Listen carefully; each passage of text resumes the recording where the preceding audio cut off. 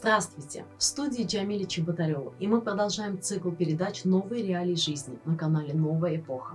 Сегодняшним нашим гостем будет французский историк, внештатный сотрудник Центра исследований Евразии Максим Гоам. Mr. Goam, thank you very much for coming here, for accepting our invitation for today this program, and I really appreciate it because for a long time I've been waiting you to come here to our studio. My pleasure. Mhm. You know, just usually when you are invited to any interview, mostly you are asked about politics. True. Yes. Today I'm going to, for example, to make a different kind of interview, to ask you not about politics, only about politics, but to talk about everything concerning Azerbaijan. And the first, my question is, how many times have you been in Azerbaijan? And what was the first and the main aim of your visit? And as we talked before, you said just now you are living in Azerbaijan. Yes. So let me know about it. What do you like more in our country? Please, yes, only the truth. So to answer your question in order, I went 5 times in Azerbaijan before settling here. Twice for conference events in 2015 and 3 times also for conference, but equally to visit Shusha, Agdam and other places of the previously occupied territories. Mhm. And at the end of August, I moved to Baku to work at ADA, and more precisely at the Institute for Development and Diplomacy, which was established 7 or 8 months ago. So sorry for my voice, I'm a bit sick. And no, what do I like most and what do I like the least? What do I like most? I will say it's similar to Turkey, but it's not exactly the same. What I like the most, I'll give a slightly different answer. I will say plasticity and resilience. Because when you arrive here, you see the old past, you see the Soviet past, and you see the recent past. And in spite of that, it remains the national culture remain, the minority cultures, Russian, Jewish, Ukrainian, etc. remain, but the nation, in the sense, remain in spite of all the ordeals the country experienced. I mean, they are still Azerbaijanis in spite of all what happened in the past.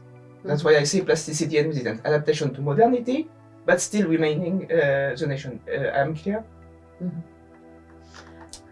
And what do I like the least? The traffic jam?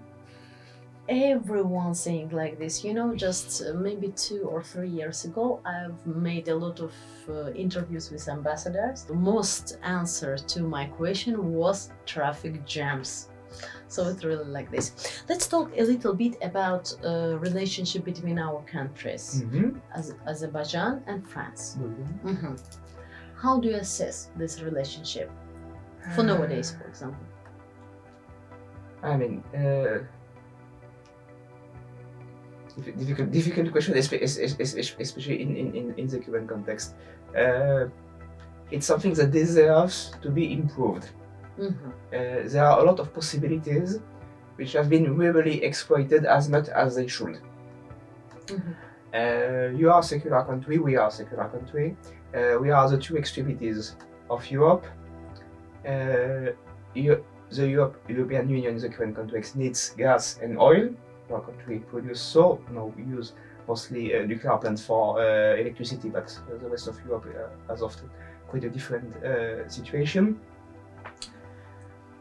The cultural links are quite obvious because of the French preponderance of the French culture in the East and in the Russian Empire, especially in 19th and beginning of 20th century. So this is a legacy that remains, that is remarkably kept in Azerbaijan today. The dozens of educational institutions who kept teaching French. I was impressed, I did not know that when I settled here.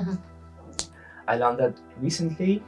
But I think on both sides there are more efforts to know the internal situation and the internal specificities. My compatriots should understand more that you cannot be Sweden when you have Russia and Iran as neighbor, and when still another neighbor has occupied 20% of your territory for 30 years. It is impossible. You cannot have everything in common with Sweden or Denmark today. It is beyond any human capacities. And on the contrary, in Azerbaijan, you should more understand that the majority of the problems in France concerning the relationship you mentioned are due to ignorance. A better communication will fix a lot of issues. There is a saying, it's not about Azerbaijan, but it applies to Azerbaijan today. One of my compatriots in Istanbul in 1820 said to the Turks, the Frenchmen who do not like you are those who do not know you. He was referring to the Turks, but more than a century later to Azerbaijanis, I can say the same. We will talk now about which useful projects have already been implemented between our countries. The French University of Baku, which is one of the most obvious and most important achievements. The sale of 2 satellites to Azerbaijan, who, by the way, were sold as civilian material, but 6 months later transferred to the military. And everybody knew that in France and Azerbaijan. And as far as I know, your army used these satellites for the reconquest of Karabakh, which is fine, which is absolutely justified. I just wish more people would know that, including here, because no other country sold you any satellite. 1 satellite of observation and 1 satellite of communication, the specific. And the exchange of students are improving. The number of Azerbaijani students, I don't know the exact number, but I know it is growing. I saw some French students at ADA, at Ada University, after I arrived. I spoke with one of the persons responsible for the international affairs at the French University, which has a partnership with ADA, and she told me we want to increase the number of students we send to Baku. That's great. So yes, I agree, that's great. So I have to ask you another question. What can you say about our cuisine, and what do you like more from our cuisine? What is your favorite dish? Levlek. The fishes. When we are close to the Caspian Sea, as you know, and for the moment, that's what I appreciate the most. So you mentioned before that you've been in Shusha. Yes, twice. How do you say about visiting Shusha? What do you feel? There are several feelings. The strongest feelings is if somebody wants to know what hatred is, he or she should go to Shusha. Because, you see how the will to prove with quotation marks, of course. This is ours, this is not yours, is higher, is stronger to the desire of personal comfort. I don't say all Armenians of Shusha destroyed, of course, because not all were supportive of these practices, but a part of them did so. And the result was the Armenians of Shusha lived in ugly Soviet-styled, Soviet time houses, buildings, and the historical buildings of the Azeri landlords were destroyed. They were not seized, they were not confiscated, they were not used by others, they were destroyed. This is the most striking things when you arrive. You see almost everything destroyed, including the nice, beautiful historical buildings, and you see what remain, just ugly Soviet time constructions.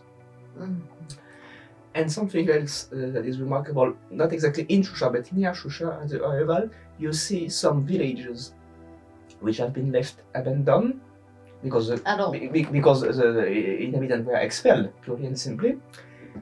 But when you look at the buildings, they are not destroyed. They have been damaged by 30 years, of course 28 years, but they are not destroyed. And you see, because there are some people who say, oh, it's normal that Agdam, Shusha are like this because the inhabitants were not here. No, it's false. Because if you compare the few villages which were just abandoned but not destroyed, and what has been actually destroyed in Shusha, in Agdam, etc., you see the difference. You cannot confuse the two kind of buildings. Thank you so much for coming here. pleasure. And please, your wish to Azerbaijani people. What can you Peace, and continuation of prosperity. That's okay. Thank you so much. Really appreciate it.